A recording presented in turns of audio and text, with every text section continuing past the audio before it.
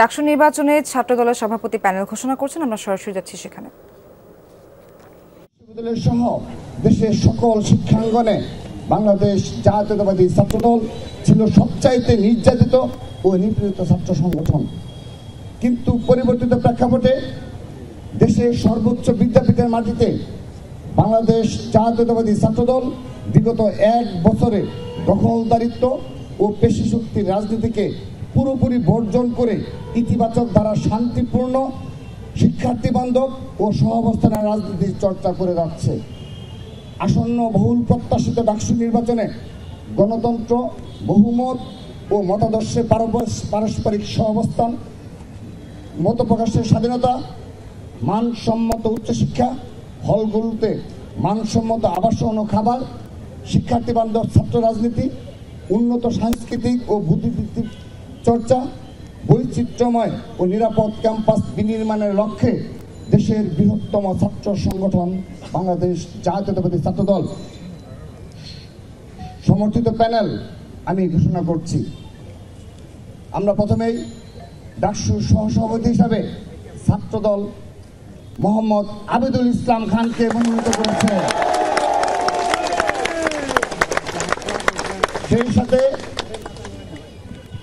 ঢাকা বিশ্ববিদ্যালয় কেন্দ্রীয় ছাত্র সংসদ প্যানেলে ছাত্রদল সমর্থিত ডাকসু জিএস সাধারণ সম্পাদক হিসাবে শেখ তানভীর বাড়ি হানিফকে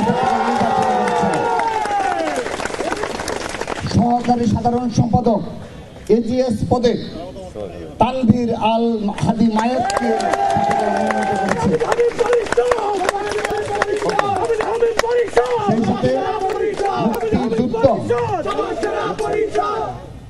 সেই সাথে মুক্তিযুদ্ধ গণতান্ত্রিক আন্দোলন বিষয়ক সম্পাদক হিসাবে আরিফুল ইসলামকে ছাত্রদল মনোনীত করেছে। বিজ্ঞান ও প্রযুক্তি বিষয়ক সম্পাদক হিসাবে এহসানুল ইসলাম ছাত্রদল মনোনীত প্যানেলে ভোট করবেন। কমন রুম, পাঠকক্ষ ও ক্যাফেটেরিয়া বিষয়ক সম্পাদক হিসাবে যেমন ফারিয়া ইসলাম মেঘলাকে ছাত্রদল মনোনীত করেছে। আন্তর্জাতিক বিষয়ক সম্পাদক হিসাবে মোহাম্মদ মেহেদি হাসানকে আমরা মনোনয়ন দিয়েছি। সাহিত্য ও সংস্কৃতি বিষয়ক সম্পাদক হিসাবে আবু হায়াত মোহাম্মদ জুলফিকার ইসলামকে ছাত্রদল মনোনীত করেছে।